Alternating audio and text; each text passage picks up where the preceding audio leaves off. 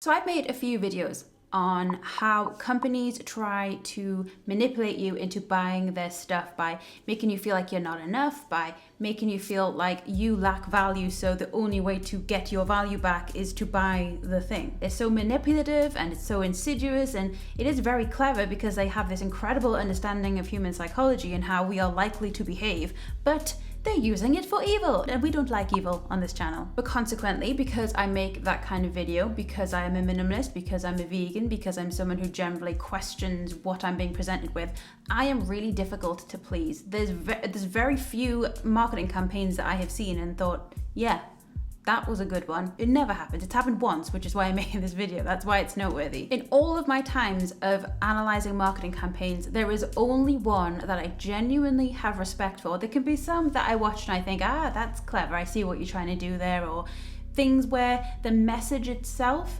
is quite good, but it's also so unrelated to the product that they're selling that, you're left thinking, what are you trying to do here? What's the point in this? Like, there's some beautiful adverts around Christmas time that are, heartwarming and beautiful to watch, and that might make you cry, and like they're great adverts, but what have they got to do with anything else other than just making you feel good about the company that they hope you will buy from? They're two unrelated things. It's like, here's a beautiful story, Debenhams. Why are you trying to convince me that they are the same thing? They're not the same thing. Anyway, that turned into a rant. There wasn't meant to be a rant, but I have ranted, and now that part of the video is over, so we're going to move forward into more positive things.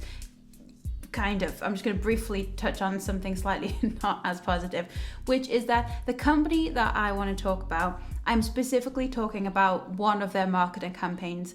They do lack transparency in some of the areas that I think are really important, like how they treat their workers, how much their workers get paid, the conditions that they're under. They're not as open about this stuff as we would like. So they're definitely a mixed bag in terms of ethical practices, but I'm talking specifically about the marketing campaign, this marketing campaign. And the company whose marketing campaign that I genuinely respect, which never ever happens, is Muji. So as I said, they can be a little bit of a mixed bag in terms of ethical practices because there is lack of transparency on one hand, but on the other hand, their whole branding is kind of simple lifestyle, minimalism, do not buy more than you need. This sort of thing is core to the lifestyle that Muji intends on promoting. And Muji itself means no brand. So I love this idea that the thing that we should be enjoying about a product is its functionality or how it looks, or essentially how it contributes to our life rather than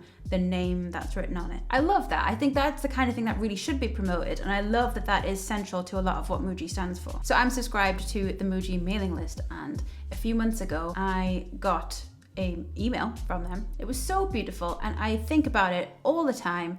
And I was writing a song the other day, and I decided to write my song about what this marketing campaign was talking about. Now, that, again, never happens because I'm always, watching this stuff like the master of cynicism, just sitting there thinking like, no, I don't believe you. Get your fingers out of my brain. It's my brain. That tends to be the approach that I have towards these kinds of things. But yeah, I let this one in, and it really was beautiful. Anyway, I'm going to tell you about it. I keep telling you how good it is without actually telling you what it is, so I'm going to do that now. So this marketing campaign is called Pleasant Somehow.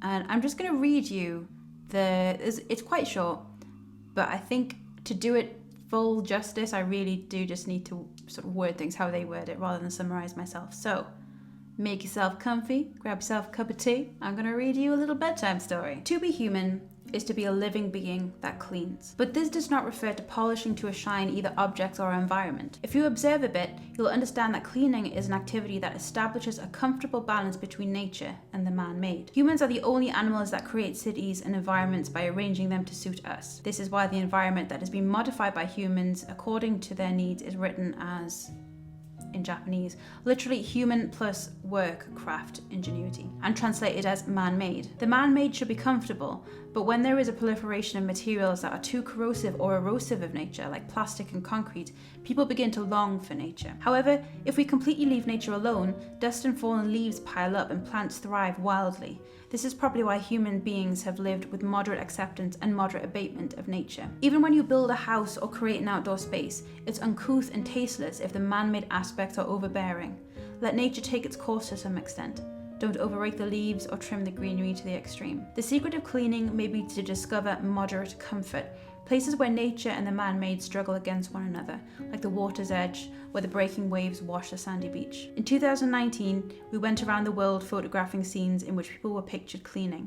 This was before COVID-19 swept the globe. We had been wondering if the very essence of human beings lies dormant in the everyday and ordinary work of cleaning, which transcends culture and civilization. Today, when the entire world has stopped, these photos and videos make us miss our ordinary routines. No matter how technology advances in the future, people are living things, embracing a rhythm of life that perpetually resonates in the depth of the body. We can move forward heeding this natural internal rhythm. I love that. And I really hope you love it as well, because I do have a tendency to get carried away and think that things are amazing and other people don't agree. But I really feel so moved by this sentiment. I think it's gorgeous. So I should point out as well, I probably should have said this earlier, but Muji sell cleaning things. They sell loads of different things, but one of them is cleaning supplies. So I have 5 things that I want to talk about in terms of this campaign. And, even advertising aside, I think that there are some really beautiful lessons in this particular thing that Muji are presenting to us. So first of all, the advert is not forced down anyone's throat. So as I said, I clicked on this out of my own free will. After signing up to their mailing list with my own free will, I have decided to welcome this into my life. I clicked on the link that they sent me. So much advertising is it's either in our peripherals or it's forced on us. We have to watch something in order to watch something that we actually want to watch, or this kind of thing. And I just think that the very nature of allowing your audience to choose whether or not they would like to view something puts them in a slightly more receptive mode. I feel like a customer is more likely to be respectful of the message when they have chosen to hear the message themselves. And I know that with advertising, often the idea is that you want to get your message to the most people. But for people like me, and I imagine people like you, what I would like from the people who are trying to advertise me is that they don't force it on me. That makes me respect them more. Number 2 is that we learn something. We get to look at how other cultures and how other people deal with cleaning, this ultimately human thing. And I know cleaning, if you'd tried to tell me this when I was a teenager, I would have poo-pooed you, because cleaning is just cleaning. It's just something you've got to do. But the idea that cleaning can be this spiritual and connecting thing, this defining thing about being human. I wish I didn't use the word thing so much there, but this defining human characteristic of this relationship with nature being demonstrated through cleaning. Oh, beautiful. The fact that we can learn about what that means to other people in a marketing campaign is beautiful. There's some amazing images in here and things you would never even think about. And number 3 is something that I kind of touched on in the earlier point, but especially at a time like right now, this idea of connectedness, this defining characteristic of humanity that we can practice in our day-to-day life. All we need to do is clean something and we are partaking in this ancient and spiritual, beautiful human thing. Number 4 is that unlike a lot of other adverts, I'm not left questioning my worth in any way. In fact, if there's one thing that it makes me want to do, it makes me want to clean. It makes me want to get involved with this incredibly human, don't use the word thing, human tradition. There we go, tradition. I feel encouraged to do that and to be part of this connectedness that is quite a defining, defining feature of my species. And number 5, lastly, I think that this kind of marketing campaign really encourages people to be respectful of their things. And this just flies in the face of most adverts and most marketing campaigns, which are like more, better, be better, own better, have more, all this kind of this shouting at you. And to have a marketing campaign that is peaceful, simple, and ultimately about people showing respect to the things that they own and the world that they live in. Amazing. I think it's amazing. Obviously, we are expected to look after our private spaces, but there are so many people who look after our public spaces, and especially if you are from maybe more Western countries, certainly the UK. I wouldn't want to speak for other countries, but I imagine it's quite similar. But cleaning is seen as quite a, like a low status job.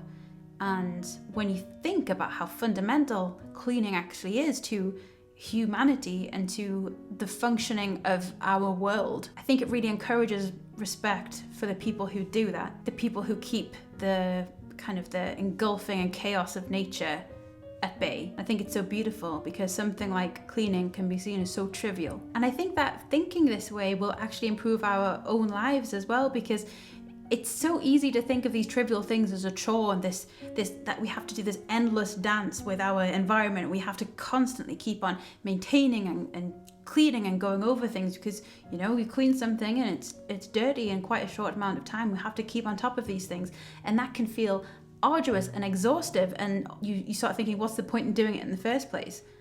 But this is the point. Respect is the point. Connectedness. So I thought that I should probably share, because a lot of my videos on this topic tend to be talking about manipulation and about questioning our worth and all, and there's lots of sort of, it can be a bit of a downer sometimes. But as there is one that I love, as there's one that makes my heart feel full and I really like it, I thought I would share, because I do like things sometimes.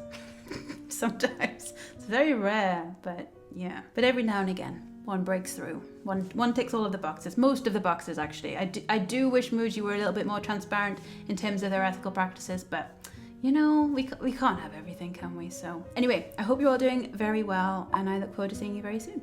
I'll see you later.